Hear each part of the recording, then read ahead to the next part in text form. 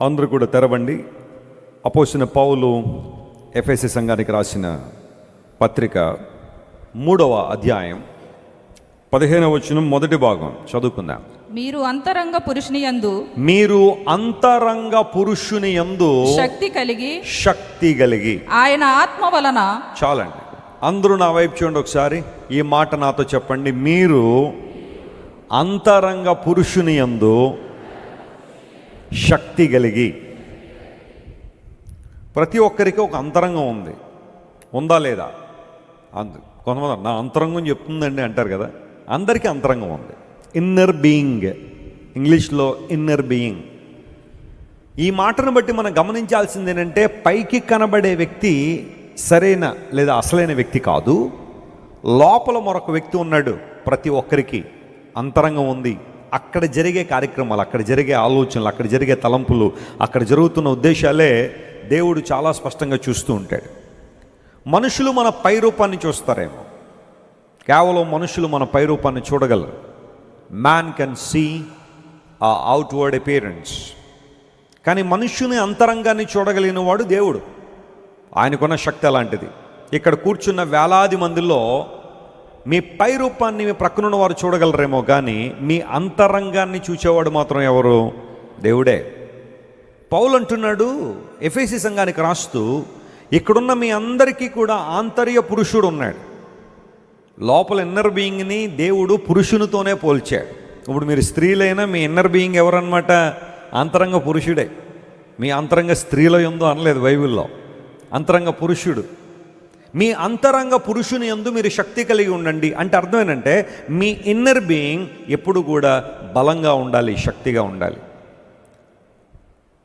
కొందరి జీవితాలను పరిశీలన చేస్తూ ఉంటే చూడ్డానికి చాలా బలంగా దృఢంగా ఉంటారు, కానీ వారి అంతరంగం శక్తి లేనందువలన, బలం లేనందువలన ప్రతి చిన్నదానికి కృంగిపోతూ ఉంటారు, ప్రతి చిన్నదానికి అధైర్యపడిపోతుంటారు. కానీ కొంతమంది చూడ్డానికి అంత బలవంతులుగా లేకపోయినా ఆంతర్య పురుషుడు శక్తి కలిగి ఉన్నందువలన ఉత్సాహంగా, ఉల్లాసంగా తమ జీవితాన్ని గడిపే వాళ్ళు చాలామంది ఉన్నారు. It doesn't matter how you look like outwardly, but God would like to see your intentions, your inner being. ఎఫెసీ సంఘంలో ఉన్న వారికి ఈ మాట రాయడంలో అపోస్తలుడైన పౌలుకి ఉద్దేశం ఏంటి అంటే, పూర్వ దినాల్లో ఎఫెసీ అనే పట్టణం బహుభయంకర విగ్రహారాధన పట్టణం. డయానా అనే ఒక దేవతకు గుడి కట్టి దాన్ని ప్రపంచ వింతల్లో ఒకటిగా పరిగణించారు. నేను ఎఫెసెస్ వెళ్ళినప్పుడు, ఎఫెసు పట్టణం టర్కీలో ఉంది, టర్కీలో ఎఫెసు పట్టణానికి వెళ్ళినప్పుడు ఆ డయానా టెంపుల్కి వెళ్ళాను. ఇప్పుడు ఆ టెంపుల్ అంతా లేదు, కానీ కొన్ని స్తంభాలు మాత్రం ఉన్నాయి. కానీ ఆ సైజు చూస్తే, ఆ టెంపుల్ సైజ్ చూస్తే ఇక్కడ నుంచి కనుచూపు మేర చాలా పెద్ద టెంపుల్ అది. మనుషులందరూ ఎక్కడెక్కడి నుంచో వచ్చి పూర్వ దినాల్లో అక్కడ రకరకాల కార్యక్రమాలు చేస్తుండేవారు. అంత మాత్రమే అక్కడికి వచ్చిన తర్వాత వాళ్ళందరూ కూడా వెండి బొమ్మలు కొనుక్కుని వెళ్తుండేవారు. దాన్నే అపోస్తలుల కార్యంలో వెండి గుళ్ళు అని కూడా అన్నారు. అంటే ఒక్కొక్క ఆ ప్రతిమ ఉన్నది ఒక గుడిలా పరిగణించేవారు అనమాట. వ్యాపారం జరుగుతుంది, మనుషులు వస్తూ ఉన్నారు, ఇష్టానుసారమైన కార్యక్రమాలు జరుగుతున్నాయి. Ephesus was one of the most prominent places in the history. అయితే పౌలు మహాశయుడు ఆత్మ ద్వారా నడిపించబడి ఎఫెసు పట్టణంలో 3 సంవత్సరాల పరిచర్య చేశాడు. 3 years. పౌలు భక్తునుకున్న సమయం తనకు కొద్దిగా ఉందని తెలుసు. అయినప్పటికీ కూడా ఎఫెసు లాంటి పట్టణంలో 3 సంవత్సరాలు అపోస్తలుడైన పౌలు పరిచర్య చేశాడు. తురన్ను పాఠశాల ఇవన్నీ అక్కడే ఉంటాయి. అక్కడున్న సంఘం చాలా బలపడాలని, ఎందుకంటే స్ట్రాంగ్ హోల్డ్స్ ఎక్కువ ఉన్నాయి, అపవాది యొక్క శక్తులు ఎక్కువ ఉన్నాయి, దురాత్మ శక్తుల ప్రాబల్యం చాలా ఎక్కువ ఉంది. యేసు ప్రభువును అంగీకరించిన వారు ఒక యుద్ధ పోరాటంలో ఉన్నారు, కథన రంగంలో ఉన్నారు. No doubt it was a spiritual battle and God's people definitely they were in need of great strength from the Lord. దేవుని నుండి వారందరికీ శక్తి కావాలి. చాలాసార్లు మన జీవితంలో కూడా ఈ నవీన యుగంలో, ఈ మోడర్న్ ఏజ్లో బ్రతుకుతున్న మనకు కూడా దేవుని శక్తి ఇంకా ఎక్కువగా అవసరమైనది. Lot of temptations around the world, lot of trials in the life, turmoils in the life. మానవ జీవితంలో ఎన్నో శ్రమలు, ఆకర్షణలు, వ్యామోహాలు, లోక సంబంధమైన ఆలోచనలు ఎక్కువగా పెరుగుతున్న రోజులు ఇవన్నీ. మనుషులు నిజదేవుణ్ణి మరచి తమ సొంత ఇష్టానుసార మార్గాల్లో ప్రయాణం చేస్తూ అవే గొప్పవని ఈ రోజుల్లో ప్రాముఖ్యంగా మరీ ఒక మాటలో చెప్పాలంటే they are bombarding falsehood, they are bombarding unrealistic things into the world. మనుషుల హృదయాల్లోనికి ఇదే నిజం అని చెప్పి అబద్ధాలను చొప్పిస్తున్న రోజుల్లో మనం ఉన్నాం. హ్యూమన్ టెండెన్సీ ఎలా ఉందంటే, మనుషుల యొక్క ఉద్దేశాలు ఎలా ఉంటే, కొన్నిసార్లు ఒక అబద్ధాన్ని 4 సార్లు విన్నప్పుడు అదే సత్యం అని నమ్మేసే మనుషులం మనం. అలాంటి సిచ్యువేషన్లో అపవాది ఈ రోజున విపరీతమైన అబద్ధాలు ప్రపంచంలో చాలామంది తీసుకొచ్చారు. చాలామంది ఫ్రీ థింకర్స్ బయలుదేరారు. ఫ్రీ థింకర్స్ అంటే అర్థం ఏంటంటే we think as we wish, మేము ఎలా అనుకుంటే అలా ఆలోచన చేస్తాం. మాకంటూ ఒక నియమం ఉండదు, ఒక నిబద్ధత ఉండదు, మాకంటూ ఒక క్యానన్ ఉండదు, కొలబద్ధం ఉండదు, మాకంటూ ఒక స్క్రిప్చర్ ఉండదు. మేము ఎలా కావాలంటే అలా ఆలోచన చేసేస్తాం. మేము ఏదనుకుంటే అదే నిజం గురించి మాకొద్దు, మేము ఏదనుకుంటే అదే నిజం. ఇలా ప్రపంచంలో చాలామంది తయారవుతున్న ఈ రోజుల్లో యవనస్తులు చాలా జాగ్రత్త. 10th క్లాస్ వరకు బాగానే ఉంటున్నారు చాలామంది. ఇంటర్మీడియట్కి వెళ్ళిన తర్వాత దేవుడు ఎక్కడున్నారని అడిగేవాళ్ళు. ప్రార్థన ద్వారా ఉపయోగం ఏంటి మమ్మీ అని ప్రశ్నించేవాళ్ళు.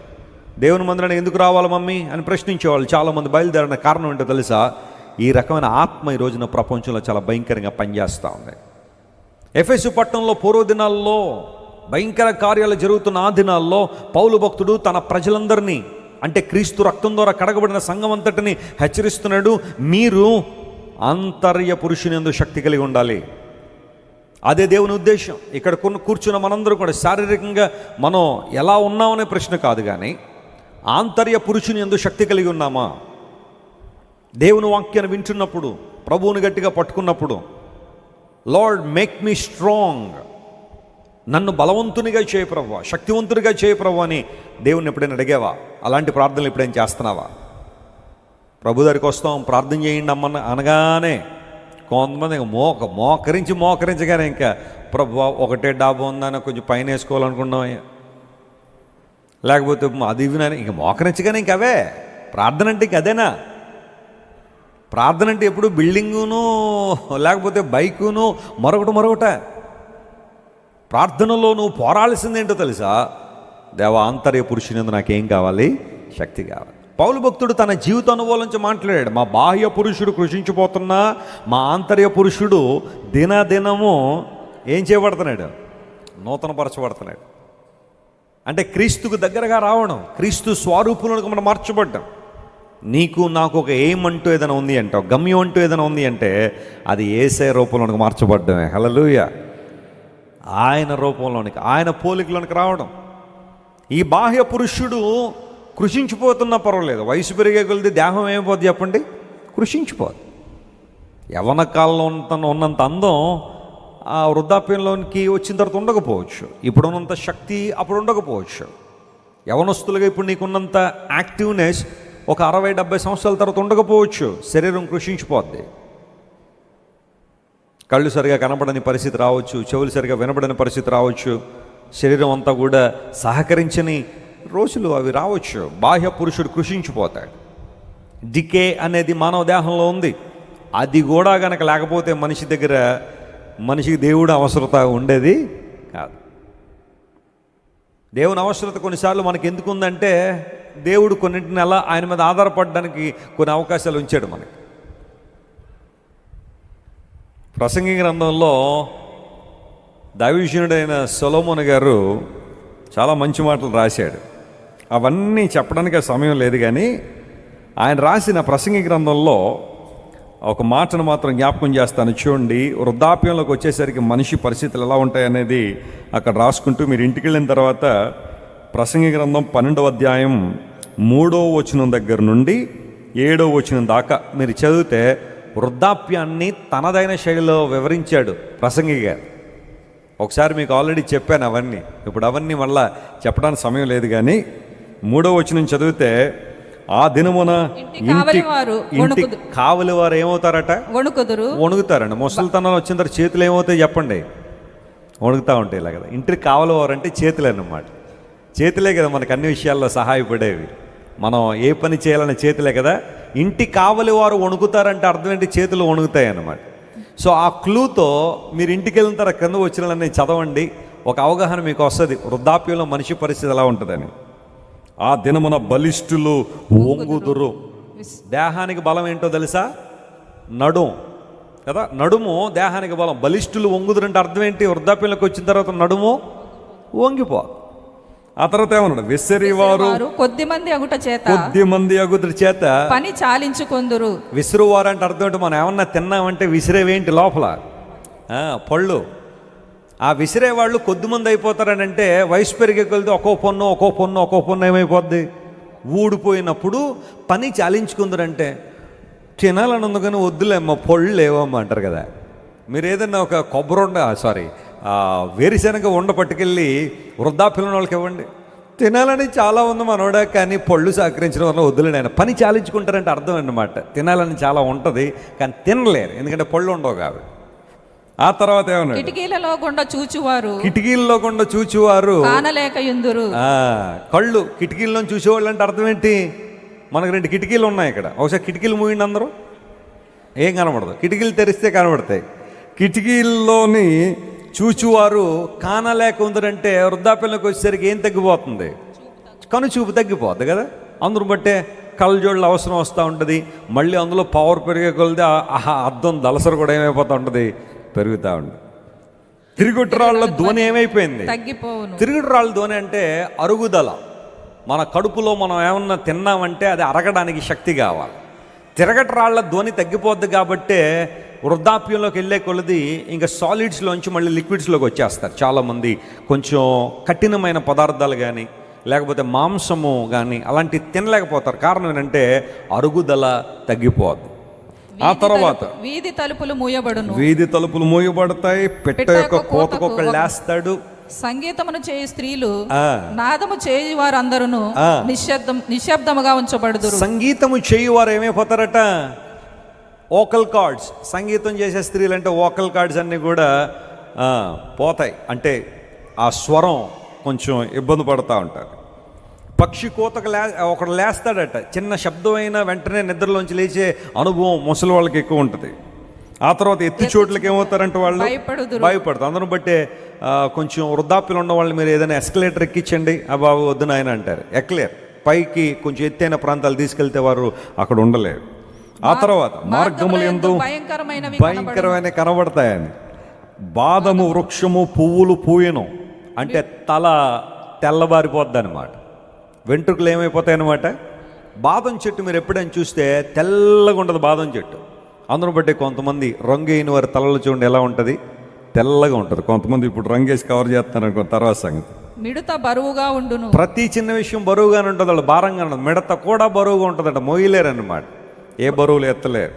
ఆ తర్వాత ఏలనగా ఒకడు తన నిత్యమైన ఉనికి పట్టు పోవచ్చునుడు వాని నిమిత్తం ప్రలాపించువారు వీధుల్లో ఏం చేస్తారట? ఏమంటే ఇంకా పోలేదండి ఆయన అంటారు కొంతమంది. ప్రలాపించేవారు వీధుల్లో ఏం చేస్తుంటారట? వీళ్ళింట్లో ఎవరు ఇంకా పోలేదండి అంటే వృద్ధాప్యంలోకి వచ్చిన తర్వాత ఎక్స్పెక్టేషన్ ఉంటుంది ఆయన ఎప్పుడు పోతాడా ఏంటని. వీధుల్లో ప్రలాపించేవారు తిరుగుతూ ఉంటారంట, ఆ ఇంటి తిరిగేచ్చారు ఇంకా బతికే ఉన్నారండి అని. అంటే ఈ ప్రసంగిని, ఆ ప్రసంగి గ్రంథంలో సొలొమోను గారు ఆ వృద్ధాప్యాన్ని డిస్క్రైబ్ చేశారు. అంటే డైరెక్ట్గా చెప్పితే కొంతమంది బాధపడతారని నేను రాసుకుంటూ వచ్చాడు ఆయన. ఇంకా చాలా ఉన్నాయి అక్కడన్నీ కూడా. వెండి త్రాడు ఏమైపోద్దట? విడిపోవును. అంటే వెండి తాడు విడిపోవడం అంటే అర్థం ఏంటంటే ఇంకా చాలా ఉన్నాయి. బంగారు గిన్నె పగిలిపోవను అంటే మానవుని యొక్క మెదడు ఎగ్జాక్ట్గా ఒక గోల్డెన్ బౌల్లా ఉంటుంది. హ్యూమన్ బ్రెయిన్ బంగారు గిన్నె అంటే అదే. ధార యొక్క కొండ పగిలిపోను. ధార యొక్క కొండ అంటే హ్యూమన్ హార్ట్, మనిషి హృదయం కొండ లాంటిది. అక్కడి నుంచే దారలు వెళ్తూ ఉన్నాయి. ఆ తర్వాత పైన చదువుకున్న వెండి తాడు అంటే స్పైనల్ కార్డ్, మనిషి యొక్క స్పైనల్ కార్డ్ ఇక్కడ నుండి టచ్ అవుతున్న ఈ కార్డు మీరు చూడండి, సిల్వర్ కలర్లో ఒక తాడులాగా ఉంటుంది. అది కూడా ఎంత చక్కని డిస్క్రిప్షన్ ఇక్కడ ఏం రాసుకుంటూ ఇవన్నీ రాయడం అనే ఉద్దేశం ఏంటో తెలుసా? He wanted to emphasise a fact. ఒకనొక సమయం వచ్చేసరికి నీలో ఉన్నంత సొగసు, ఇప్పుడున్నంత అందం, ఇప్పుడున్న సౌందర్యం, ఇప్పుడున్న బలం, ఇప్పుడున్న ఇవన్నీ కూడా ఒకప్పుడు నీ దగ్గర ఉండవు. అందును బట్టి ఎప్పుడు కూడా మానవుడు దేని గురించి గర్వించడానికి వీల్లేదు, దేని గురించి గర్వించడానికి వీల్లేదు. లేఖనాలు సెలవిస్తున్నాయి. ఆ తర్వాత అన్నాడు ఇవన్నీ అయిపోయిన తర్వాత బావి యొద్ద చక్రము పడిపోవును. ద లైఫ్ సైకిల్ ఒక రోజున ఆగిపోద్ది. మానవ దేహంలో ఉన్న సైకిల్ ఒక రోజున ఆగిపోద్ది. మొన్నైనది వెనుకటి వలె మొన్నైపోతుంది. ఆత్మ దాన్ని దయచేసే దేవుని దగ్గరికి మరలా పోవును. బా, ఎంత చక్కగా మాట్లాడాడు. ఇప్పుడు ఆ మాట కంక్లూజన్ ఇవ్వడానికి అవన్నీ రాసుకుంటూ వచ్చాడు. మానవ జీవితం ఎంత అల్పమైందో. కొన్నిసార్లు దేనికో దానికి ఎగిసిపడుతుంటారు కొంతమంది. నా డబ్బు ఎంతో తెలుసా, నా హోదా ఏంటో తెలుసా, నా స్థాయి ఏంటో తెలుసా, నా అంతస్తు ఏంటో తెలుసా, నా కులం ఏంటో తెలుసా, నా మతం ఏంటో తెలుసా, నా జాతి ఏంటో తెలుసా. ఏమైతే ఏంది, బైబిల్ సెలవిస్తుంది మొన్నైనది వెనకటి వల్ల ఏమైపోద్ది, ఒక రోజున మొన్న అయిపోద్ది. కానీ ఆత్మ దాన్ని దయచేసిన దేవుని దగ్గరికి వెళ్ళాలి. ఆత్మ దయచేసిన దేవుని దగ్గరికే వెళ్ళాలి అంటే అందరూ దేవుడి దగ్గరికే వెళ్ళిపోతారని అర్థం కాదు. But we should aim to go to God by accepting Jesus. యేసు క్రీస్తు ప్రభువును అంగీకరించిన వారు, సత్యాన్ని తమ హృదయాల్లోనికి చేర్చుకున్నవారు, క్రీస్తు కొరకు బ్రతికిన వారు, ఆత్మరక్షణ పొందిన వారు మాత్రమే దేవుని దగ్గరికి వెళ్తారు. లేఖనాలు సెలవిస్తున్న సత్యం ఇదే. మీరు ఆంతర్య పురుషుని యందు శక్తి కలిగి ఉండండి. బాహ్య పురుషుడు కృషించిపోయే రోజులు వస్తాయి. ఇప్పుడున్న బలం నీకు ఒక రోజున ఉండకపోవచ్చు. పదే పదే నేను చెబుతుంది అదే. నువ్వు దేవుని కొరకు ఏదైనా చెయ్యాలనుకుంటే సమయం ఉన్నప్పుడే చేయి, ఆరోగ్యం ఉన్నప్పుడే చేయి, శక్తి ఉన్నప్పుడే చేయి. అలా కాకుండా శక్తి అంతా అయిపోయిన తర్వాత నాకు కనుదృష్టి ఉన్నంత వరకు చదవలేదు నీ వాక్యం, కనుదృష్టి అంతా పోయిన తర్వాత ఇప్పుడు చాలా ఆశగా ఉంది ఏం చదవాలని. ఒక ఆయన రాశాడు, పాట రాశాడు, ఒక ఎవరినొస్తే రాశాడు అనుకోండి. కానీ ఆయన రాసిన పాటలు ఏముంటుందంటే హృదయారణ్యంలో వినిపిస్తుంది ఒక కేక. నాకు బలము ఉన్నంత వరకు చేయలేదు నీ సేవ, బలమంతా పోయిన తర్వాత ఇప్పుడు అనిపిస్తుంది నీ సేవ చేయాలని. నాకు శక్తి ఉన్నంత వరకు చేయలేదు నీ సేవ, శక్తి పోయిన తర్వాత ఆశగా ఉంది ప్రభువా. నాకు స్వరము ఉన్నంత వరకు పాడలేదు నీ పాట, స్వరమంతా పోయాక ఇప్పుడు పాడాలని ఉంది నీ పాట. అప్పుడు అనిపిస్తే ఉపయోగం ఏంటమ్మా? అన్నీ పోయిన తర్వాత సమయం ఉండగానే, శక్తి ఉండగానే, బలం ఉండగానే, దేవుడు నీకు అవకాశాలు ఇస్తున్నప్పుడే దేవుని కోసం వాడబడాలి, దేవుని కోసం జీవించాలి. నా తపన అదే, నా ఉద్దేశం. దేవుడు నాకు అవకాశాలు ఇచ్చినంత వరకు, ఆయన వాడుకున్నంత వరకు, ఆయన స్వరాన్ని బలపరిచినంత వరకు దేవుని కొరకు వాడబడాలి. అది కష్టమైన, ఇబ్బంది అయినా, ప్రతికూల పరిస్థితులైనా కానీ ఆయన కోసం జీవించాలి, ఆయన కోసం వెళ్ళాలి. ప్రియులారా గమనించండి, దేవుని యొక్క వాక్యం ప్రకటిస్తూ ఉంది, ఆంతర్య పురుషుని యందు మీరేం కలిగి ఉండండి? శక్తి కలిగి ఉండండి. ఇప్పుడు ఒకసారి మీ ప్రక్క వారి తిరిగి ఒక ప్రశ్న అడగండి, ఆంతర్య పురుషునిలో శక్తి ఎలా అని అడగండి ఒకసారి. నాకు వినబడలేదు, మీరు అడిగినట్టు ఏం వినబడలేదు. మధ్యాహ్నం లంచ్ ఏం వండారు అన్నట్టు అడుగుతున్నాను అక్కడ. మళ్ళీ ఇంకోసారి, ఆంతర్య పురుషుని యందు శక్తి ఎలా? అందరికీ ఆశ ఉంది. వెస్లీ గారు, ఓకే, నేను ఆంతర్య పురుషుని యందు శక్తి కలిగి ఉండాలనుకుంటున్నాను, నా ఇన్నర్ బీయింగ్ పవర్ఫుల్గా, స్ట్రాంగ్గా ఉండాలని ఆశిస్తున్నాను. Then what should I do? ఇప్పుడు ప్రశ్న అడుగుతాను, మన శరీరం శక్తి కలిగి ఉండాలంటే ఏం చేయాలి చెప్పండి? బలమైన ఆహారాన్ని తినాలి. ఉదయాన్నే న్యూస్ పేపర్ తెరవగానే రోజుకి 2 గుడ్లు తినండి, మీకేమొస్తుంది? బలం వస్తుందని గుడ్లు అసోసియేషన్ వాళ్ళు ఉంటారు, వాళ్ళు అడ్వర్టైజ్మెంట్లు ఇస్తూ ఉంటారు. ప్రోటీన్ తీసుకోండి, ఎగ్స్ తీసుకోండి, కాంప్లెయిన్ తాగండి, హార్లిక్స్ తాగండి, బోర్నవిటా తాగండి, మీకేమొస్తుంది? శక్తి వస్తుందని. ఆ తర్వాత ఆరోగ్యశ్రీ వ్యాసులందరికీ వందనాలని ఒక ఆయన వస్తూ ఉంటాడు ఉదయాన్నే. ఆయన కూడా చెప్తూ ఉంటాడు, మీకు రోజు మీరు బలంగా ఉండాలంటే, శక్తి కలిగి ఉండాలంటే మొలకలు తినండి, ఆ తర్వాత వేరుశనగ గుళ్ళు తినండి, ఆ తర్వాత అవి తినండి, ఇవి తినండి, మీకు చాలా శక్తి వస్తుందని ఆయన చెప్పేవారు. నేను చెప్తుంటాను, దట్స్ ఓకే, అవన్నీ పాటించే వాళ్ళు కొంతమంది పాటించండి, అందులో ఇబ్బంది ఏం లేదు. శరీరానికి శక్తి కావాలంటే ఏదో ఒకటి చేస్తున్నాంగా, ఏదో ఒకటి తింటున్నాంగా, అలా ఉన్నప్పుడే కదా శక్తి కలిగి ఉన్నాం. ఆంతర్య పురుషునికి శక్తి కావాలంటే ఎలా? ఇన్నర్ బీయింగ్ స్ట్రాంగ్ అవ్వాలంటే ఏం చేయాలి? What should we do in order to see the strength in our inner being? ఈరోజు బైబిల్లోంచి 3 ప్రాముఖ్యమైన విషయాలు మీతో మాట్లాడే సందేశాన్ని ముగింపులో తీసుకొస్తాను.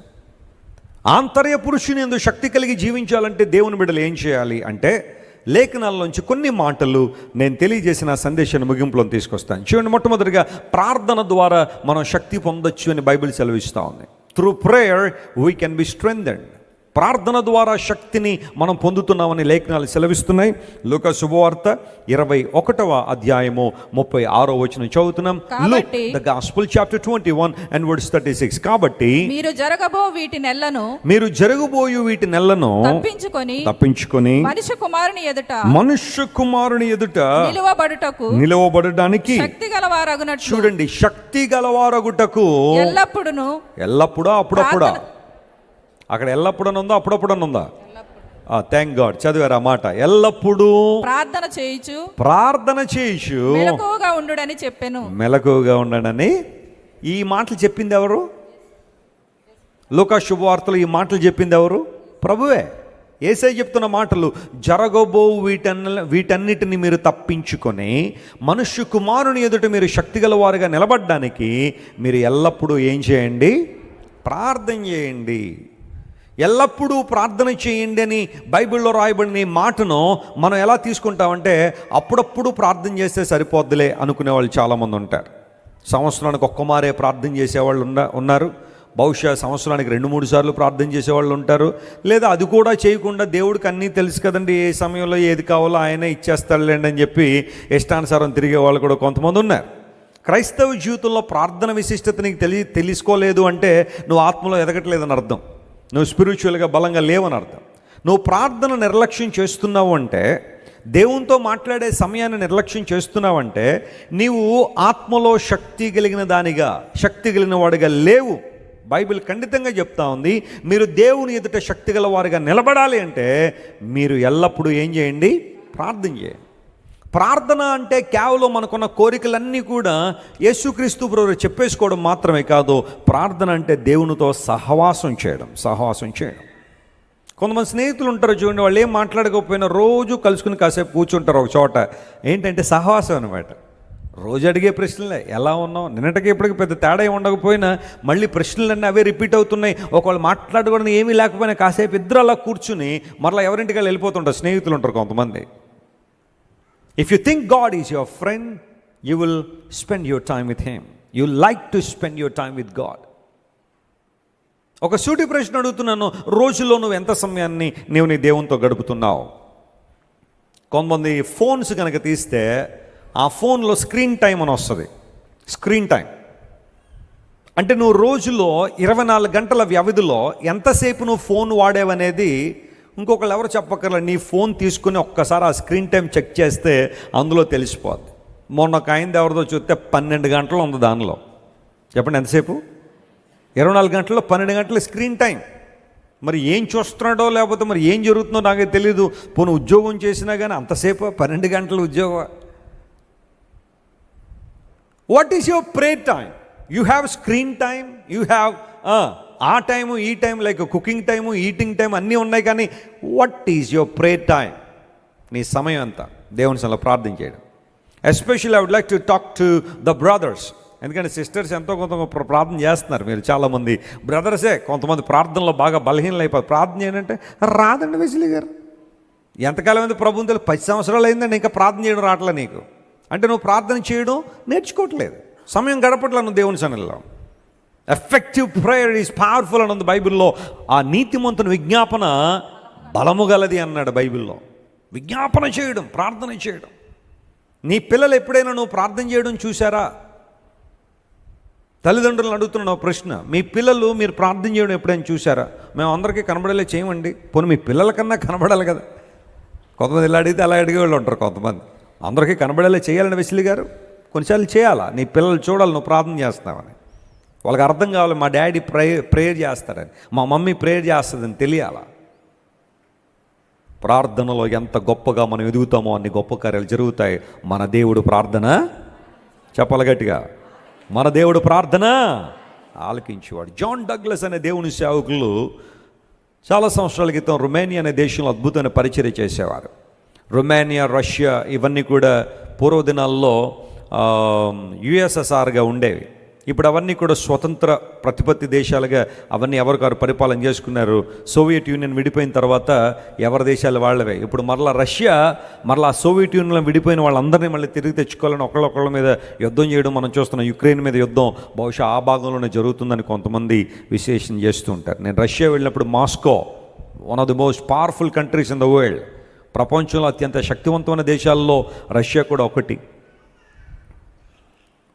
పూర్వదినాల్లో రష్యాలో దేవునికి చోటు లేదు, బైబిల్ బ్యాన్ చేశారు, దేవుని వాక్యం చదవడానికి వీల్లేదు. ఎందుకంటే దేవుని వాక్యం మనిషిని ఎన్లైటన్ చేస్తుంది, ఆత్మలో వెలిగిస్తుంది, కాబట్టి వారికి అది ఇష్టం లేదు, బైబిల్ బ్యాన్ చేశారు. ఇప్పటికీ కొన్ని దేశాల్లో బైబిల్ బ్యాన్ ఉంది. నార్త్ కొరియా వెళ్తే బైబిల్ తీసుకెళ్ళడానికి ఉండదు. నార్త్ కొరియాలో కిమ్ గారు ఉంటారు అక్కడ, ఆయన సైనికులు వాళ్ళు బైబిల్ తేనెవరు.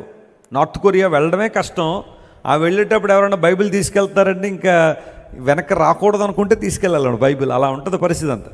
సౌత్ కొరియా వాళ్ళు ఏం చేస్తారంటే చిన్న చిన్న పారాషూట్లు తీసుకుని వాడికి బైబిల్ కట్టేసి వదిలేస్తుంటారు ఆ ఏరియాలోకి. అవలా గాల్లో ఎగురుకుంటూ ఎక్కడో చోట బైబిల్ పడితే ఏమో ఎవరికైనా దొరికితే వాళ్ళు చదువుకుంటారేమోనని నిరంతరాయంగా 24/7 365 days ఆ బార్డర్లో సౌత్ కొరియాలోంచి బైబిల్ పంపిస్తూ ఉంటారు పారాషూట్లతో, లేకపోతే చిన్న చిన్న పరికరాలతో పంపించి అవి ఎక్కడైనా ఎవరికైనా దొరికితే వాళ్ళు తీసుకుంటారులే, చదువుకుంటారని. ఒక 100 బైబిల్ పంపిస్తే కనీసం ఒక్కరికి దొరికినా ఒక్కటైనా పర్వాలేదని అలా పంపిస్తుంటారు బైబిల్. నాకు చాలా ప్రోత్సాహంగా అనిపించింది. యంగ్ హోలీ టీమ్ స్టార్ట్ చేసిన తొలి దినాల్లో ఎప్పుడైనా క్రిస్మస్ కార్యక్రమం వస్తే బెలూన్స్ కూడా గాలిలోనికి పంపించేటప్పుడు ఉత్తి బెలూన్స్ ఎందుకు, దానికి ఒక కరపత్రం రాసి క్రిస్మస్ మెసేజ్ రాసి అది చిన్నగా ఇలా చుట్టి ఆ దారాన్ని కట్టేసి ఆ బెలూన్స్ వదిలేస్తే మీరు నమ్మండి 2-3 ఫోన్ చేశారు మాకు, అయ్యా మా ఈ బెలూన్ మా మేడ మీద పడిందని దానిలో కాగితుందని చదివామండి, మా కోసం ప్రార్థన చేయమని ఫోన్ చేస్తే చాలా సంతోషం అనిపించింది. వదిలిన వేలాది బెలూన్స్లో కొంతమంది అయినా దేవుని వాక్యం విన్నారు, చదివారని. ఒకడు సర్వలోకాన్ని సంపాదించుకుని ప్రాణం పోగొట్టుకుంటే వానికి ఏమి ప్రయోజనం అంటే ఒక ఆత్మకున్న విలువను గురించి యేసుప్రభు చెప్పారు. మీరు అడగొచ్చు, ఏమంటే అన్ని బైబిళ్ళు మరి అలా పంపించేస్తుంటే ఎక్కడో అడవుల్లో ఎక్కడెక్కడో పడిపోతుంటే వృధా అయిపోతున్నాయి. వృధా అయిపోయి ఆ 100 బైబిల్లో ఒక్కడి చదివి మార్పు చెందిన దేవునికి చాలా సంతోషమే.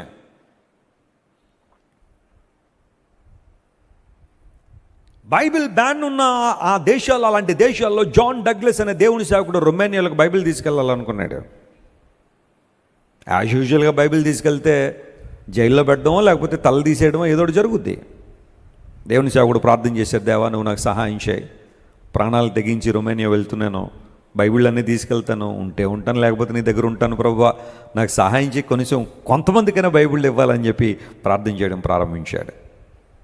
తన యొక్క లాంగ్ కోట్, కొన్ని పాశ్చాత్య దేశాల్లో చలి ఎక్కువ ఉంటుంది కాబట్టి లాంగ్ కోట్స్ వేసుకుంటే చాలా బరువుగా ఉంటాయి కోట్లన్నీ కూడా. ఆ కోట్ వేసుకున్నాడు, దాని నిండా పాకెట్స్ ఉంటే వాటి నిండా బైబిల్ పెట్టుకున్నాడు, తన బ్యాగ్లో బైబిల్ పెట్టుకున్నాడు. రొమేనియాలో ప్రవేశిస్తున్న సమయంలో ఎయిర్పోర్ట్ చెకింగ్ జరుగుతూ ఉంది.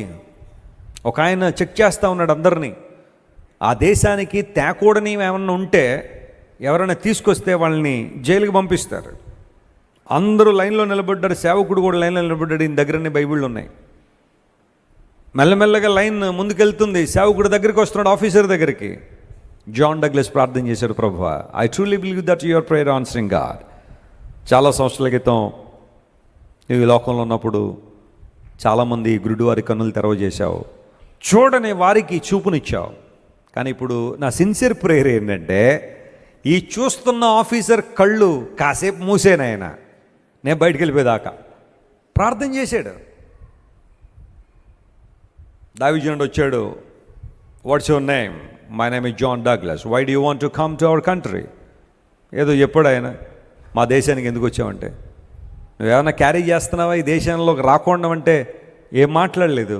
వెంటనే ఆఫీసర్ జాన్ డగ్లస్ అని చెక్ చేయడం ప్రారంభించాడు.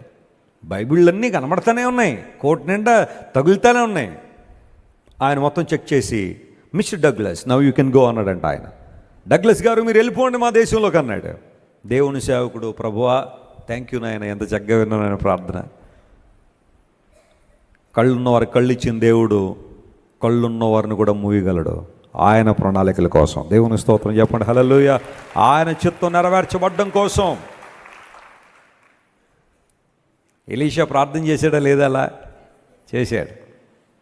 సేవకుడు కళ్ళేమో తెరవమన్నాడు, అక్కడికి వచ్చిన సైన్యం కళ్ళు ఏం చేయమన్నాడు? మోయమన్నాడు. ప్రార్థన చేశాడు. సేవకుడేమో కంగారు పడిపోతున్నాడు, వాళ్ళందరూ వచ్చారని కంగారు పడిపోతుంది. ప్రభువా ఇతను కన్నులు తెరవ చేయమంటే కన్నులు తెరవగానే వావ్, ఆ సైన్యం కన్నా మన దగ్గర ఉన్న సైన్యమే గొప్ప అనుకున్నాడు. ఇప్పుడు ఆ తర్వాత ప్రార్థన చేశాడు, ప్రభువా ఈ సైన్యపు కన్నులు మూయమన్నాడు. వాళ్ళందరూ తీసుకొచ్చి సెంటర్లో నిలబెట్టాడు, తీసుకొచ్చా.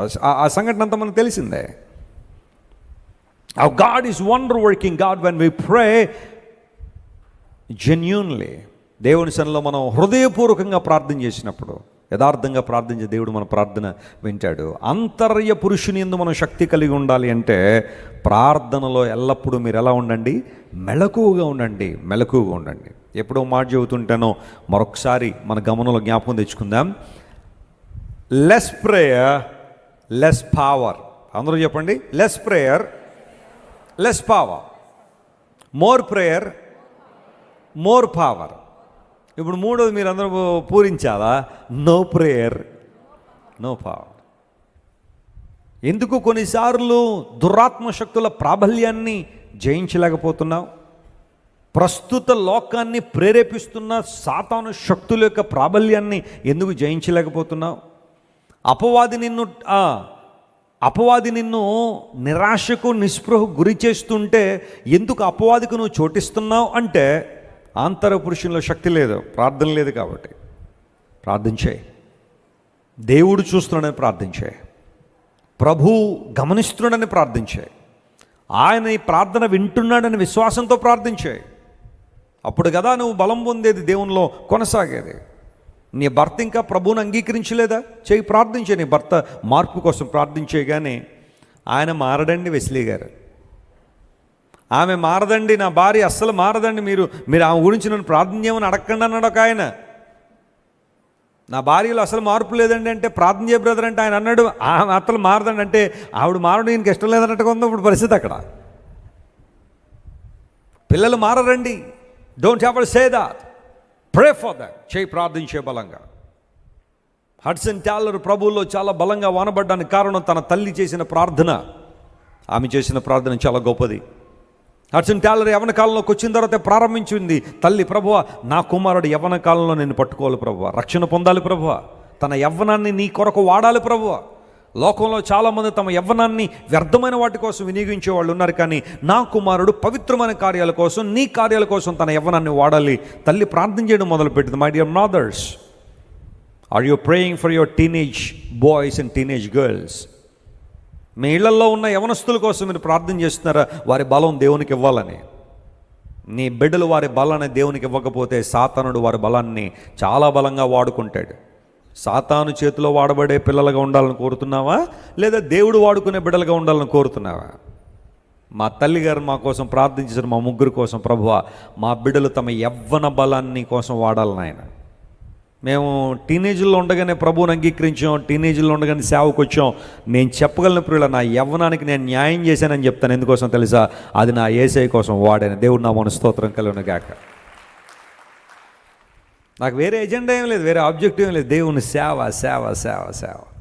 అనేక ప్రాంతాలు తిరిగి సువార్త ప్రకటించడం. రాత్రులు ఎప్పుడో 1 గంటకి 2 పడుకునే, ఆరోగ్యాలు కూడా కొన్నిసార్లు లెక్క చేయకుండా ప్రభు కోసం తిరిగామంతే. లోకంలో చాలామంది తిరగట్లేదు వ్యర్థమైన వాటి కోసం. దేవుడి కోసం మనం దేవుని కోసం మనం వాడద్దా మన బలాన్ని, మన శక్తిని దేవుని కోసం వాడద్దా? నేను ఎప్పుడు కూడా ఇన్స్పైర్ అవుతూ ఉంటాను. ఆర్మీలో పనిచేసే జవాన్లు మీరు చూడండి, వారు ఎంతగా దేశం కోసం పోరాడుతుంటారో, దేశాన్ని కాపాడడానికి జవాన్లు ఎంత ప్రయాసపడుతుంటారో, వారికి ఉన్న తెగింపు కానీ, కమిట్మెంట్ కానీ, డెడికేషన్ కానీ ఎంత గొప్పది.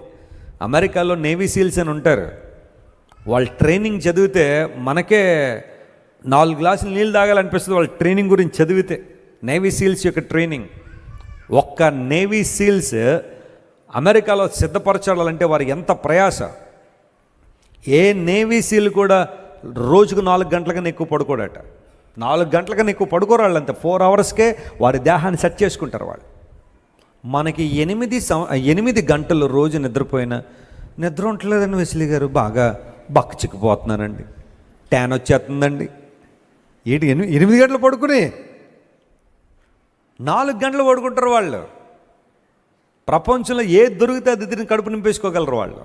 ఏది దొరికితే, ఒకళ్ళు ఏం దొరకకపోయినా కొన్ని రోజుల పాటు అలా ఉండిపోతారు వాళ్ళు. బురదలో మోకాళ్ళ లోతు లేదా నడుము లోతు బురదలో మనం నడవడమే కష్టమైతే వాళ్ళు బురదలో పరిగెడతారు గంటకు 30 కిలోమీటర్లు. వాళ్ళకి 72 hours ఒక టిపికల్ ట్రైనింగ్ ఉండదు. రూమ్లో కూర్చోబెడతారు 72 గంటలు నిద్రపోకుండా అలా కూర్చోవాలి. ఏముండదు, ఇంకా నథింగ్. 72 గంటలు తీసుకెళ్ళి రూమ్లో కూర్చోబెడతారు. అలాగే కూర్చున్న చోట నిద్రపోకూడదు, ఏ విధమైన వ్యాపకాలు ఉండవు, అలా కూర్చుని ఉండాలి. అంత కాన్సన్ట్రేషన్ ఉండాలి వాళ్ళకి అప్పగించబడిన బాధ్యత మీద. అవన్నీ చూసిన ఆశ్చర్యం అవుతుంది. ఒక దేశాన్ని కాపాడేవాడే, ఒక దేశాన్ని కాపాడాలనుకునేవారు ఉగ్రవాదుల నుంచి, ప్రక్క దేశపు సైన్యం నుండి దేశాన్ని కాపాడాలనుకునే సైనికుడే అంత నిబద్ధతో ఉంటే, దేవుని బిడ్డలుగా మనం ఇంకెంత పట్టుదలగా ఉండాలి దేవుని కార్యాల కోసం. స్తోత్రం చెప్పండి, హల్లెలూయా. యవ్వన బిడ్డలారా, దేవుడు మాట్లాడుతున్నాడు మీతో. మీ బలం దేవుని కోసం వాడండి. ఆంతర్య పురుషునందు శక్తి కలిగి ఉండాలంటే you must pray each and every day. ప్రతిరోజు ప్రార్థన ప్రార్థన ప్రార్థన.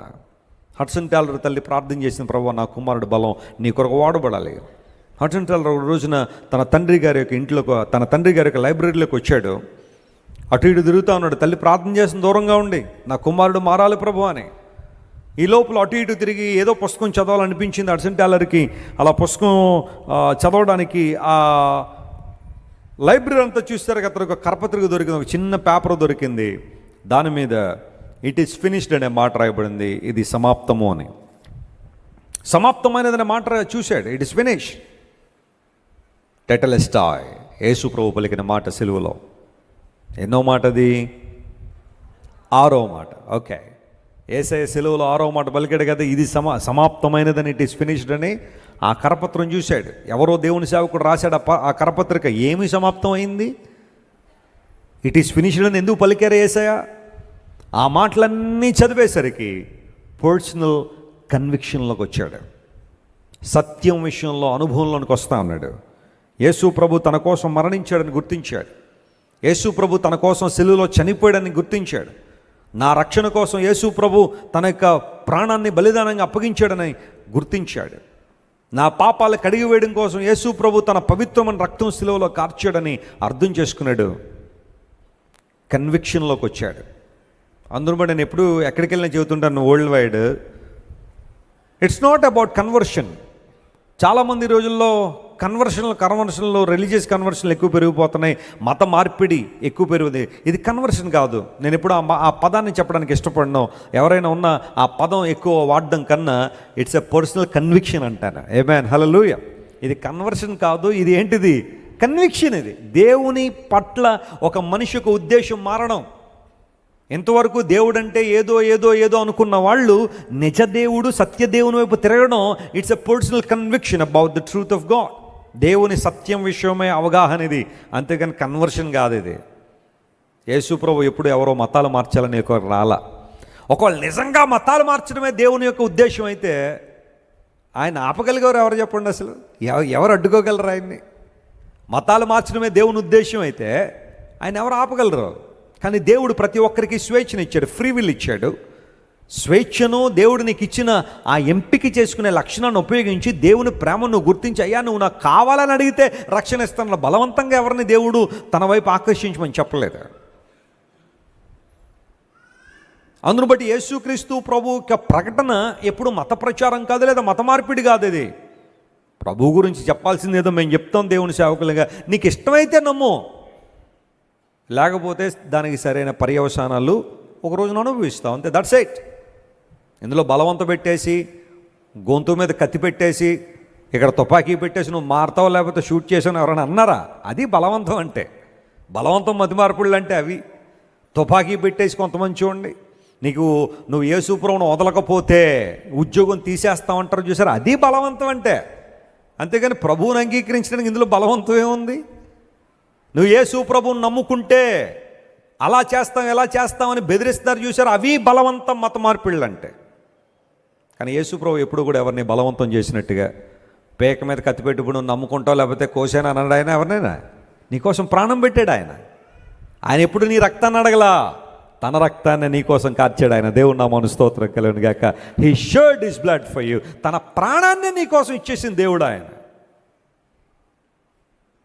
ఇంత గొప్ప దేవుడు, ఆశ్చర్యకరుడు, ఉన్నతమైన దేవుడు ఆయన. మన దేశాన్ని ఏలిన ఒక ప్రధానమంత్రి ఒక సందర్భంలో అంటాడు, చాలామంది ఈ రోజుల్లో క్రైస్తవులు అనేక మందిని మార్చేస్తున్నారు అంటున్నారు. అది నిజమే. ఏం మారుస్తున్నారంటే నరహంతకులను మంచివారిగా మారుస్తున్నారు దేవుని బిడ్డలు అన్నాడు. దేవుని నామమున స్తోత్రం కలుగును గాక. భయంకరమైన వ్యక్తులందరూ కూడా మారుతున్నారు. అది మంచి కోసమే. ఈ మార్పు మంచిదే. ఒక వ్యక్తి తన దౌర్భాగ్య జీవితాన్ని వదులుకొని ప్రభువును అంగీకరిస్తే సమాజానికి మేలు కాదా? ఒక దొంగ మారితే మేలు కాదా? ఒక నరహంతకుడు మారితే దేశానికి సమాజానికి మేలు కాదా? ఒక త్రాగుబోతు మారితే మేలు కాదా? ఒక వ్యభిచారి మారితే మేలు కాదా? ఒక అక్రమస్తుడు మార్పు చెందితే సమాజానికి మేలు కాదా? యేసు ప్రభు ప్రోత్సహించే మార్పు ఎలాంటిదంటే అది జీవిత మార్పే కానీ మతం కులం మార్పు కాదు. ఎప్పుడైతే హడ్సన్ టాలర్ ఆ పత్రిక చదివాడో తన హృదయాన్ని ప్రభుకి ఇచ్చాడు, పర్సనల్ కన్విక్షన్లోకి వచ్చాడు, తన జీవితాన్ని యేసయ్యకి అప్పగించాడు. నేను నమ్ముతున్నాను ప్రియులారా, ఆ రోజు నా తల్లి చేసిన ప్రార్థన హడ్సన్ టాలర్ రక్షణ పొందడం మాత్రమే కాదు, ప్రపంచంలో అత్యంత ప్రభావవంతమైన సేవకుల్లో హడ్సన్ టాలర్ ఒక్కడిగా నిలబడి దేవుని సువార్తను ప్రకటించాడు. చైనా దేశంలో సువార్త ప్రకటించేటప్పుడు కొన్ని సందర్భాల్లో కాళ్ళకు చెప్పులు కూడా లేకుండా ప్రయాణం చేస్తుంటే కాళ్ళు బొబ్బలెక్కిపోయి ఇబ్బందులు పడిన పరిస్థితులు ఉన్నాయి అతని జీవితంలో. నిద్ర లేని రాత్రులు ఎన్నో ఉన్నాయి, భోజనం లేని రోజులు ఎన్నో ఉన్నాయి. కానీ సహించాడు, ప్రభు కోసం సువార్త చెప్పాడు. చైనాలో అనేక ప్రాంతాల్లో సువార్త చెప్పిన తర్వాత హడ్సన్ టాలర్ చనిపోతాడు. చనిపోయినప్పుడు చాలామంది దేవుని బిడ్డలు వచ్చి హడ్సన్ టాలర్ కోసం ఏడుస్తుంటే ఆయన కుమారుడు జాన్ టాలర్ ముందుకు వచ్చి మా డాడీ కోసం కొన్ని విషయాలు చెప్తాను అన్నాడు. చెప్పు నాయన, వింటాం. మీ ఫాదర్ గురించి చెప్పమన్నప్పుడు యూజువల్గా ఎవరైనా చనిపోతే వాళ్ళ గురించిన విషయాలు చెప్తారు కదా. జాన్ టాలర్ మాట చెప్తాడు, వినండి. అదేంటో తెలుసా? నా తండ్రి మోకాళ్ళ మీద కనబడక మునుపు ఏనాడు కూడా చైనా దేశంలో సూర్యుడు ఉదయించలేదన్నాడు. దేవుని నామానికి స్తోత్రం కలుగును గాక. What a powerful testimony. ఎంత గొప్ప సాక్ష్యం అది. అంటే అర్థం ఏంటనమాట, చైనాలో సూర్యోదయం రాకమునుపే హడ్సన్ టాలర్ ఎక్కడుండేవాడు అనమాట? మోకాళ్ళ మీద ఉండేవాడు అనమాట. నీతి సూర్యుని చూసేవాడు అనమాట. మనం సూర్యోదయం అయిపోయిన 4-5 గంటల తర్వాత కూడా ఎక్కడికి రావట్లేదు, మనం నీతి సూర్యుని చూడట్లేదు. మనం కొంతమంది ఉదయం 10 అయిందమ్మా లేవమంటే అప్పుడే తెల్లారిపోయిందా, ఇంకా కాసేపు పడుకుంటారు. నైట్ డ్యూటీలు చేసే వాళ్ళ గురించి నేను మాట్లాడలేదు, కానీ రాత్రి 9 గంటలకు పడుకున్న వాళ్ళు కూడా కొంతమంది ఉదయం 10 అయిపోయినా ఇంకొంతసేపు పడుకోవాలి. ఇంకెంతసేపు పడుకుని ఏం సాధిస్తావు మనం? ఎవరైనా పోటీ పెట్టారా నీకు? ఏమైనా రేసులో ఉన్నావు? ఇద్దరు రేసులో ప్రార్థించాయి. సూర్యోదయం రాకమునిపే దేవుని సన్నిధిలో ప్రార్థన, మోకాళ్ళు వేసి ప్రార్థన చేయడం, నిన్ను తగ్గించుకుని ప్రార్థించడం, వినమ్రతతో ప్రార్థన చేయడం. ఎప్పుడైతే అలాంటి ప్రార్థన అనుభవంలో మనం ఎదుగుతున్నామో బలమైన కార్యాలు మన జీవితంలో జరుగుతాయి. Brothers, I would like to urge you, I would like to request you to pray more and more for your families. మీ కుటుంబం కొరకు ప్రార్థించండి, మీ బిడ్డల కోసం ప్రార్థించండి. తల్లులారా, మీ బిడ్డల కోసం రోధించండి. అంగలార్పు విద్యను నేర్చుకోమన్నాడు బైబిల్లో. నువ్వు కన్నీళ్లు కార్చే స్థలం అంటూ ఏదైనా ఉంది అంటే అది కేవలం దేవుని సన్నిధి మాత్రమే అయి ఉండాలి. ఆమేన్. వ్యర్థంగా అనవసరంగా వీళ్ళ దగ్గర కన్నీళ్ళు కార్చకండి. దేవుని సన్నిధిలో ఒలికించి ఆ కన్నీళ్ళు ఏంటో దేవుడు వాటిని కౌంట్ చేస్తారు. వాటిని దేవుడు పడుతున్నాడు తన దోషుల్లో, తన బుడ్డిలో దాస్తున్నాడని బైబిల్లో రాయబడి. మనం ఆంతర్య పురుషుని యందు శక్తి కలిగి ఉండాలంటే మొట్టమొదటిగా మనం ఏం చేయాలా? ప్రార్థన. రెండవది చూడండి, అపోస్తలుల కార్యములు 1వ అధ్యాయం 8వ వచనం మనం చదివితే బైబిల్ ఏ విధంగా సెలవిస్తా ఉంది. అపోస్తలుల కార్యములు 1వ అధ్యాయం 8వ వచనం, అయినను పరిశుద్ధాత్మ మీ మీదికి వచ్చినప్పుడు మీరు శక్తి నొందెదరు గనుక మీరు యెరూషలేములోను యూదయ సమరయ దేశముల ఎందంతటను భూదిగంతముల వరకు నాకు సాక్షులయ్యుందురని. నాకెలా ఉంటారు? సాక్షులై ఉంటారు. ఇక్కడ ఆయనను పరిశుద్ధాత్మ మీ మీదకి వచ్చినప్పుడు మీరేం పొందుతారు? ఇప్పుడు ప్రశ్న అడుగుతాను, అందరూ నా వైపు చూడండి ఒకసారి. ఎవ్రీబడి, పరిశుద్ధాత్మ శక్త వ్యక్త? కరెక్ట్గా చెప్పాలి. పరిశుద్ధాత్మ శక్త వ్యక్త? వ్యక్తి. వండర్ఫుల్. పరిశుద్ధాత్మ వ్యక్తి అయి ఉన్నారు. ఆయన మనలోనికి వచ్చినప్పుడు మనకేమిస్తారు ఆయన? అది సరైన నిర్వచనం. కొంతమంది తెలియక పరిశుద్ధాత్మ అంటే శక్తి అనుకుంటారు. పరిశుద్ధాత్మ అంటే మొట్టమొదటిగా వ్యక్తి. ఆయన రావడం ద్వారా మనకు ఆయన ఏమిస్తారు? శక్తినిస్తుంది. అందరూ బట్టే పరిశుద్ధాత్మను ఎప్పుడు కూడా అది ఇది అనకూడదు. కొంతమంది తెలియక పరిశుద్ధాత్మను అది ఇది అంటారు. నో, యేసు ప్రభు వారు పరిశుద్ధాత్మ గురించి మాట్లాడిన ప్రతిసారి ఏమన్నారు తెలుసా? ఆయన అన్నారు. ఆయన ఆత్మదేవుడు, పరిశుద్ధాత్మ దేవుడు ఆయనగా సంబోధించబడ్డారు బైబిల్లో. అంతేగాని అది ఇది అని ఎప్పుడు రాయబడలేదు.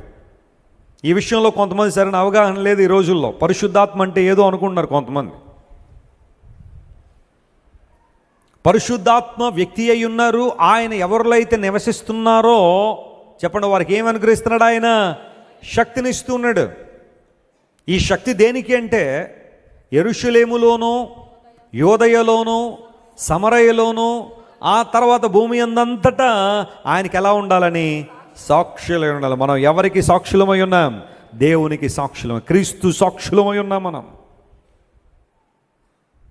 యెహోవా సాక్షులను గుంపు ఉన్నారు. యెహోవా సాక్షులు యేసు ప్రభు దేవుడు కాదని వాదిస్తారు. మహమ్మదీయ సోదరులు ఎలాంటి ప్రశ్నలు అయితే యేసు ప్రభు గురించి అడుగుతారో దాదాపుగా అవే ప్రశ్నలు వాళ్ళు కూడా వేస్తుంటారు. ఆ గుంపుతో కొంచెం జాగ్రత్తగా ఉండాలి మీరు. యెహోవా సాక్షులు అనబడేవారు ఎవరైనా మీ దగ్గరికి వచ్చారంటే కొంచెం జాగ్రత్తగా ఉండాలి. మీ ఆధ్యాత్మిక జీవితాలు ఇబ్బంది పెడతారు వాళ్ళు. యేసు ప్రభు దేవుడు కాదని వాదిస్తారు వాళ్ళు. చాలాసార్లు నాతో వాదించారు. కరెక్ట్గా ఆన్సర్లు చెప్తేనేమో మళ్ళీ కనబడలేదు. యేసు ప్రభు దేవుడు కాదు అని ఎవరైనా చెప్పారంటే అబద్ధ బోధ. ఈ విషయాన్ని గుర్తుపెట్టాలి. యేసు ప్రభు దేవుడని నమ్మితేనే సరైన బోధ. ఇప్పుడు దేవుడు ఏమై ఉన్నాడంటే బైబిల్ ప్రకారం దేవుడు ఒక్కడే, గాడ్ ఈజ్ వన్. మనం ఎక్కువ మంది దేవుళ్ళని ఆరాధించట్లేదు, దేవుడు ఒక్కడే. అయితే ఆయన తన ప్రత్యక్షతలను మనకు అనుగ్రహించిన విధానం చాలా గొప్పది. ఒకే దేవుడు తండ్రి, కుమార, పరిశుద్ధాత్మగా ఉన్నారు. We serve one God, but he exists in 3 persons. తండ్రి, కుమార, పరిశుద్ధాత్మగా. ఇప్పుడు పరిశుద్ధాత్మ దేవుని యొక్క పరిచర్య ఏంటి అంటే తన ప్రజలకు శక్తినివ్వడం ద్వారా వారు ఎవరికి సాక్షులుగా ఉండాలని? యేసయ్య సాక్షులు కింద. నాకు సాక్షులు అన్నాడంటే అక్కడ యేసు ప్రభు మాట్లాడుతున్న మాట. యేసు ప్రభువుకి మనందరం సాక్షులుగా ఉన్నాం. పరిశుద్ధాత్మ దేవుడు మనలో నివసించినప్పుడు, రక్షణ పొందినప్పుడు పరిశుద్ధాత్మ దేవుని యొక్క నింపుదల మనం పొందుకుంటున్నాం. ఇండ్వెల్లింగ్ స్పిరిట్ అంటారు దాన్ని. అంటే పరిశుద్ధాత్మ దేవుడు మనలోనికి ఆయన వస్తారు. ఎప్పుడంటే రక్షణ పొందినప్పుడు, నువ్వు మారు మనసు పొందినప్పుడు, యేసు ప్రభుని రక్షకునిగా చేర్చుకున్నప్పుడు ఆత్మదేవుడు నీళ్ళకి వచ్చి నివసిస్తారు. అయితే ప్రతిరోజు మన విశ్వాస జీవితంలో రోజు ఆత్మ ద్వారా మనం ఏం చేయబడుతుండాలి? నింపబడుతూ ఉండాలి. అందరూ బట్టి ఉదయాన్నే లేచిన తర్వాత మనందరం చేయాల్సిన ప్రార్థన, ప్రభువా ఈ రోజంతా నీ ఆత్మ చేత నన్ను నింపు నాయనా. ఎందుకు ఈ ఆత్మ నింపుదల అంటే దేవుని కార్యాల కోసం నువ్వు వాడబడినట్లుగా. నువ్వు ఏ ఉద్యోగం చేస్తున్నావో, ఏ వ్యాపారం చేస్తున్నావో, ఏ పరిస్థితుల తర్వాత సంగతి, కానీ ప్రభువుకి సంపూర్ణంగా నీ జీవితం అప్పగించినప్పుడు పరిశుద్ధాత్మ దేవుడు నీ ఉన్న పరిస్థితుల్లోనే నీవు క్రీస్తు సాక్షిగా ఉండడానికి నీకేం చేస్తారు? ఆయన సహాయం చేస్తూ ఉంటారు. ఎవరో వచ్చి అడుగుతారు, సిస్టర్ గారు మీకు ఇదివరకు బాగా కోపం ఉండదండి, ఇప్పుడు ఏంటంటే అసలు కోపం లేదని అంటే, ఏం లేదులేండి అంతేనండి అందం వేరు. యేసు ప్రభు నాలో ఉన్నారండి, అందరూ బట్టి ఇప్పుడు నాకేం రావట్లా. నువ్వు ఈ రెండిట్లో ఏం చెప్తున్నావు? నువ్వు ఇదివరకు మీరు చాలా ప్రతిదానికి విచారపడుతుండేవారు, దుఃఖపడుతుండేవారని. ఏంటి సంగతి అంటే ఏం లేదండి అంతేనండి అలాగ ఉంటుందండి అంటున్నావా? లేకపోతే లేదండి ప్రభు నాలో ఉన్నాడండి, నా యేసేకి నేను చోటు ఇచ్చిన దగ్గర నుండి నా జీవితంలో మార్పు వచ్చిందండి అంటే, నువ్వు మొదటి ఇచ్చిన ఆన్సర్ ద్వారా దేవునికి ఏం రావట్లేదు? మహిమ రావట్లేదు. You are not the witness of God. కానీ రెండో ఆన్సర్ ఇచ్చే చూసావా? ప్రభు నా జీవితాన్ని మార్చాడండి. బ్రదర్ రోజు ఇదివరకు తాగి పడిపోయాడు కదా రోడ్డు మీద, ఇప్పుడేంటి పొలైట్గా ఇంటికి వెళ్ళిపోతున్నావు టైం అవగానంటే యేసయ్య నా జీవితాన్ని మార్చాడు. అది దేవునికి సాక్షులుగా ఉండడం అంటే. ఉన్నావా దేవుని సాక్షిగా? దేవుడు కొన్నిసార్లు నీకు అవకాశం ఇస్తాడు ఆయన కోసం మాట్లాడడానికి. కొంతమంది వాళ్ళకు వాళ్ళు ఇనిషియేషన్ తీసుకుని సువార్త చెప్పడం కొంతమంది చేస్తున్నారు. కొంతమంది దేవుడు అవకాశాలు ఇచ్చినా కూడా ఏం చేయట్లేదు, చెప్పట్లేదు. ఎవరినో దేవుడు పంపిస్తాను నీ దగ్గరికి, సిస్టర్ ఏంటి మీలో ఎంత మార్పు అంటే, ఆ క్వశ్చన్ నీకు సువార్త చెప్పడానికి అవకాశం ఇచ్చాడు దేవుడు. చెప్పావు అక్కడ ప్రభు గురించి. ఇప్పుడు నేను యేసు ప్రభు గురించి ఏమి చెప్తే రేపు నుండి రాదేమో నా దగ్గరికి. రేపొద్దున నరకంలోకి వెళ్ళిన తర్వాత ఆమె ఏడుస్తుందేమో. ఆ రోజు నా సహోదరుని అడిగాను కూడా, ఏంటంటే మీలో ఎంత మార్పు కారణం, మీలో ఎంత సాత్వికమైన కారణం ఉండి అడిగితే, ఆ రోజు ఆమె ఒక్క మాట నాకు చెప్పుంటే ఈరోజు నీ దౌర్భాగ్యస్థలు నేను ఉండకపోదునని ఏడుస్తుందేమో ఒక రోజు నీ స్నేహితురాలో. ఒకరోజు ఎంతవరకు నీతో సహవాసం చేసి నీ ఫ్రెండ్ నరకలో కాలుస్తూ పలానావాడు నాతో ప్రతిరోజు స్నేహం చేశాడు కానీ ఏనాడు నాకు యేసు గురించి చెప్పలేదని ఏడుస్తాడేమో నిన్ను చూసి. Whoever the Lord is bringing into your consideration, please take them as a blessing and share the gospel to them. చెప్పు, సువార్త చెప్పు. కాన్సెంట్రిక్ సర్కిల్ అంటారు దీన్ని. కాన్సెంట్రిక్ సర్కిల్ ఆఫ్ ఇన్ఫ్లుయెన్స్ అంటారు. యెరూషలేము, యోదయ, సమరయ, ఆ తర్వాత మొత్తం భూదిగములు అందంతట ఎంటైర్ వరల్డ్. యెరూషలేము మన కుటుంబం. చెప్పండి, మన కుటుంబంలో మనకేం ఉండాలా? సాక్షి ఉండాలి. యోదయ సంఘం, మనం వెళుతున్న సంఘంలో సరైన సాక్ష్యం. ఆ తర్వాత సమారియా అంటే ఎవరైతే ప్రభువుని ఎరిగిన వారు నీకు స్నేహితులుగా ఉన్నారో, బంధువులుగా ఉన్నారో వాళ్ళందరి మధ్య నువ్వు దేవునికి సాక్షిగా ఉండాలి. And finally all the world, లోకంలో ప్రతి స్థలంలో కూడా. దీన్ని కాన్సెంట్రిక్ సర్కిల్ ఆఫ్ ఇన్ఫ్లుయెన్స్ అంటారు. ఎప్పుడైనా మనం బైబిల్ స్టడీలు చేసేటప్పుడు ఇవన్నీ ధ్యానం చేస్తూ ఉంటాం. ఈ కాన్సెంట్రిక్ సర్కిల్ ఆఫ్ ఇన్ఫ్లుయెన్స్లో నీ పాత్ర చాలా గొప్పది. ప్రతి ఒక్కరికి ఒక సర్కిల్ ఉంటుంది. ఒకసారి ఇలా సర్కిల్ వేయండి, అందరు ఇలాగా ఇట్లా వేయండి, సర్కిల్ వేయండి ఒకసారి, అంతే. అలా పుస్తకాల మీద వదిలేండి, బైబిల్ మీద వేసారు కనుక ఇలాగ ఇలా. ఇప్పుడు ఈ సర్కిల్లో కొంతమంది ఉంటారు. నీ సర్కిల్లో మీ తల్లిదండ్రులు, మీ కుటుంబం, మీ బంధువులు, స్నేహితులు, నువ్వు కాలేజీకి వెళ్తే కాలేజీ, యూనివర్సిటీకి వెళ్తే యూనివర్సిటీ, చదువుకుంటే చదువు, ఆ తర్వాత నిన్ను తెలిసిన వారు కొంతమంది. బహుశా కొంతమంది సర్కిల్లో 10 మందే ఉండొచ్చేమో. నువ్వేం బాధపడే సమస్యలే. That's the concentric circle of your influence. ఆ 10 మందిని నువ్వు ప్రభావితం చేయగలిగితే చాలు. కొంతమందికి 100 మంది ఉంటారేమో వాళ్ళ సర్కిల్లో, కొంతమందికి 1,00,000 మంది ఉంటారేమో వాళ్ళ సర్కిల్లో. ఒకవేళ ఇంకా కొంతమందికి ఇంకా ఎక్కువ కృప ఉంటే కొన్ని ఇంకా ఎక్కువ లక్షల మంది లేదా కోట్ల మంది ఉంటారు వారి సర్కిల్లో. నీకు ఎంత సర్కిల్ ఉందనేది ప్రశ్న కాదు ఇక్కడ. నీకున్న సర్కిల్లో నువ్వు నమ్మకంగా ఉన్నావా లేదా అది ప్రశ్న. నీ చుట్టూ 10 మందే ఉండొచ్చు. ఆ 10 మంది నీ నుండి సువార్త తీసుకుంటున్నారా? ప్రభువుని గురించిన వార్త వరకు వెళ్తుందా? పోనీ నీ చుట్టూ 100 మంది ఉన్నారనుకుందా, నీ సర్కిల్ ఇంకొంచెం పెద్దది. కొంతమంది మాకు చాలామంది బంధువులు ఉన్నారండి, నీకు చాలా బాధ్యత ఉందన్నమాట.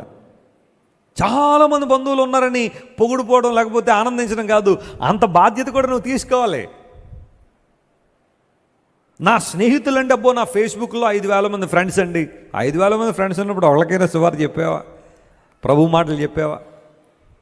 Concentric circle of influence. You should be faithful in your witness in that. అర్థమవుతుందని చెప్తున్న మాటలు? స్తోత్రం చెప్పండి ఒకసారి. ఆమేన్. సాక్షులుగా ఉండడం అంటే అదే, దేవుని కొరకు సాక్షులుగా బ్రతకడం. జీవవాక్యముని గురించి ఆది నుండి మేము ఏదైతే విన్నామో, ఏదైతే చూసామో, ఏదైతే కనుగొని నిదానించి కనుగొన్నామో దాన్నే మీకు తెలియజేస్తున్నాం అన్నాడు భక్తుడైన యోహాను. పరిశుద్ధాత్మ మీ మీదకి వచ్చినప్పుడు మీరు శక్తి పొందుతారు. When you acquaint with holy spirit God, పరిశుద్ధాత్మ దేవునితో సహవాసం, ఆత్మ నింపుదల కలిగి ఉన్నప్పుడు నువ్వు ఎక్కడుంటే అక్కడ దేవునికి సాక్షిగా నువ్వు జీవిస్తాను బైబిల్ సెలవిస్తూ ఉంది. 3వ మాట చెప్పి నేను ముగిస్తాను. చూడండి, ఎఫెసీయులకు రాసిన పత్రిక, మనందరికీ తెలిసిన వాక్య భాగం 6వ అధ్యాయం. ఎఫెసీయులకు రాసిన పత్రిక 6వ అధ్యాయంలో చదవండి, 13వ వచనం చదువుతున్నా. 6:13. మీరు ఆపద దినమందు వారిని ఎదిరించుటకును. ఎవరు వారు అంటే ఆ పైన రాశాడు వాళ్ళందరి గురించి. ఆపద దినమున వారిని ఎదిరించుటకు, సమస్తము నెరవేర్చిన వారే, సమస్తమును నెరవేర్చిన వారే, నిలువబడుటకు శక్తిమంతులగునట్లు. ఆ మాట అండర్లైన్ చేసుకోండి. శక్తిమంతులగునట్లుగా దేవుడిచ్చు సర్వాంగ కవచమును, దేవుడు అనుగ్రహించు సర్వాంగ కవచమును ధరించుకొనుడి. Put on the armour of God given by the lord. ఈ సర్వాంగ కవచాన్ని ఎవరిస్తారట? నాసా ఇస్తుందా? ఇస్రో వాళ్ళు ఇస్తారా? యూజువల్గా ఎవరైనా చంద్రమండలం మీదకి వెళ్ళేటప్పుడు నాసా వాళ్ళు ఒక డ్రెస్ ఇస్తారు, ఒక కోట్ ఇస్తారు. అది వేసుకుని మాత్రమే వెళ్ళాలి. నేను ఉప్పాడు పట్టు చీర కట్టుకుని వెళ్తానంటే అవ్వదు అక్కడ. లేకపోతే నేను రేమండ్స్ సూట్ కొనుక్కున్నానంటే పాస్టర్ గారు మొన్నే అది వేసుకుని వెళ్ళిపోతానంటే చంద్రమండలానికి లేదా స్పేస్లో కంటే, ఇంకా స్పేస్లో ఇంక నువ్వు అటు వెళ్ళిపోవాల్సిందే పైకి, ఇంకా మళ్ళీ కిందకి రావు. స్పేస్లోకి వెళ్ళేవాళ్ళు ఒక సూట్ వేసుకుంటారు. నేను నాసా వెళ్ళాను చాలాసార్లు. హ్యూస్టన్లో ఉంటుంది జాన్సన్ స్పేస్ సెంటర్ అని. అక్కడికి వెళ్ళినప్పుడు ఆ ఆస్ట్రోనాట్స్ ట్రైనింగ్ ఉంటుంది. చాలా కష్టంగానే ఉంటుంది అనుకోండి. ముందు ట్రైనింగ్ ఏంటో తెలుసా? అక్కడికి వెళ్ళిన తర్వాత ఒక కుర్చీలో కూర్చోబెడతారు, అది గిర్రం తిరుగుతూ ఉంటుంది మొత్తం అన్ని డైరెక్షన్లో తిప్పుతూ ఉంటారు. ఇంకా అలాగా వామిటింగ్స్ అవుతూనే ఉంటాయి, వాళ్ళకి కళ్ళు తిరిగి పడిపోతూనే ఉంటారు. అలా తిప్పిన తర్వాత అప్పుడు పంపిస్తారు పైకి స్పేస్లో, ఎందుకంటే అక్కడ కూడా అలాంటి వాతావరణం ఉంటుంది కాబట్టి. నేను ఒక ఆమెను తీసుకెళ్ళి తిప్పుతుంటే అమ్మ మనకైతే ఇప్పటికి ఎక్కడికి వెళ్ళిపోదాం అనిపించింది. చాలా కష్టంగా ఉండే ట్రైనింగ్. ఆ వాళ్ళకి ఒక సూట్ ఉంటుంది, నాసా వాళ్ళు మాత్రమే తయారు చేస్తారు దాన్ని. చాలా ఎక్స్పెన్సివ్ అనుకోండి, కొన్ని కోట్ల రూపాయల ఖర్చు ఉంటుంది. అది మోయడం కూడా చాలా బరువే. అంటే ఇక్కడ మరి చంద్రమండలం వెళ్తారు, కొంచెం బరువు తక్కువ ఉంటుంది కదా అక్కడ, అందుని బట్టి అక్కడ పర్లేదు. ఇక్కడ మాత్రం బరువు ఉంటుంది. అది అదో మీరు చూస్తున్నారు ఆ సూట్, కొన్ని 100 కోట్లు దాన్ని ఖర్చు చేయడం, ఒక్కటి ఖర్చు చేయడం, మొత్తం పాదాల దగ్గర నుండి తల వరకు కూడా. ఇట్స్ ఎ స్పెషల్ సూట్ అనమాట. That enables you to go to space. స్పేస్లోకి వెళ్ళడానికి, అంతరిక్షంలోకి వెళ్ళడానికి, లేదా చంద్రుడి మీదకి వెళ్ళడానికి ఆ సూటే మీకు ఉపయోగపడుతుంది. అది వేసుకోకపోతే అక్కడ ఉండలేరు మీరు. ఇప్పుడు స్పిరిచువల్ రియల్మ్లో అపవాది శక్తులతో పోరాడాలి అంటే, వాయుమండల అధిపతితో పోరాడాలి అంటే, లోకనాథులతో పోరాడాలంటే మనకేం ఉండాలి?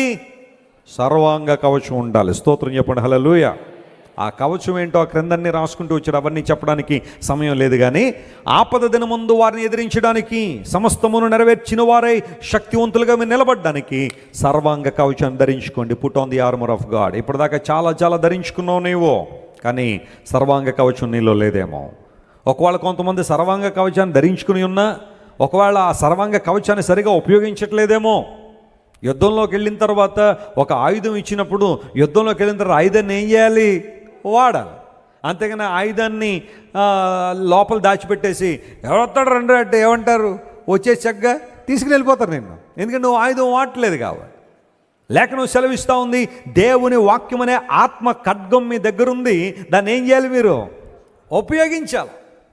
దేవుని వాక్యం ఉపయోగించాలి. యేసు ప్రభు వారు శోధించబడినప్పుడు, అపవాది ద్వారా శోధించబడినప్పుడు ఆ వాక్యం అనే ఖడ్గమును ఏం చేశాడు? ఆయన ఉపయోగించారు. ఆయన సర్వాంగ కవచాన్ని ధరించుకున్నావా? శక్తివంతులుగా అవ్వాలి అంటే ఈ సర్వాంగ కవచాన్ని ఎవరిస్తారంటే బైబిల్ సెలవిస్తూ ఉంది, దేవుడే అనుగ్రహిస్తాడు. ఆయన ఇచ్చాడు మనకి. రక్షణ అనే శిరస్త్రాణం, నీతి అనే మైమరు, సమాధాన సిద్ధ మనసు వలన కలిగే ఆ సిద్ధ మనసు అనే జోడు దేవుడు మనకిస్తున్నాడు. సువార్త మరియు సమాధానం అనే జోడు. ఆత్మ ఖడ్గాన్ని దేవుడు మనకిచ్చాడు. మన చేతిలో విశ్వాసమైన డాలు మనకిచ్చాడు. వీటిని ఉపయోగించినప్పుడు ఆధ్యాత్మిక బలాన్ని పొందుతాం, శక్తిని పొందుతాం. లేఖనాలు సెలవిస్తున్నాయి, మీరు ఆంతర్య పురుషుని యందు శక్తి కలిగి బ్రతకాలి అంటే మొట్టమొదటిగా మీరు చేయాల్సింది ప్రార్థన కలిగి ఉండాలి. రెండవది, మీరందరూ కూడా పరిశుద్ధాత్మ శక్తితో నింపబడడం ద్వారా క్రీస్తు ప్రభు సాక్షులుగా జీవించడం వలన మీరు శక్తి కలిగి బ్రతుకుతారు. గ్రీకులో వాడబడిన పదం డ్యునామిస్ అనే పదం వాడు. డ్యునామిస్ అంటే force from God, a miraculous power from God, that's called డ్యునామిస్. ఆ తర్వాత సర్వాంగ కవచం ధరించుకోండి. సర్వాంగ కవచంలో అన్నీ ఉన్నాయి, కానీ వెనుక తట్టున ఏమీ ప్రొటెక్షన్ లేదు. చెప్పండి, వెనుక తట్టున ఏమన్నా ఉందా? ఏమీ లేదు. అంటే అర్థం ఏంటంటే, సర్వాంగ కవచం ధరించుకున్న ప్రతి ఒక్కడు ముందుకే సాగిపోతారు, కానీ వెనుతిరిగి ఏం చేయకూడదు? పారిపోకూడదు. ముందుకే మన ప్రయాణం. మన ముందున్న బహుమానాన్ని చేరుకోవడానికి, నిత్య జీవాన్ని సంపాదించుకున్నట్లుగా మన ముందున్న ఆ బహుమానాన్ని పొందుకోవడానికి మనం ముందుకు సాగిపోతున్నామా? సర్వాంగ కవచం ధరించుకుందాం. ఈ మూడింట్లో మనలో మనం సరి చేసుకోగలిగితే, దేవుని సంపూర్ణంగా సమర్పించుకోగలిగితే, మన ఆంతర్య పురుషుడు ఎలా ఉన్నాడనమాట? ఇప్పుడు శక్తి కలిగి ఉన్నాడు. ఈ శక్తి దేనికి అంటే దేవుని కోసం బ్రతకడానికి. అపవాది మన మీద నిరాశ, నిస్పృహ అనే బాణాలు వేస్తున్నాడు, వాటిని జయించడానికి దేవుని శక్తి బలం మనకు ఉపయోగపడుతుంది. కనుక ఆ శక్తితో మనం నింపడి దేవుని కార్యాల్లో ముందుకు సాగిపోదాం.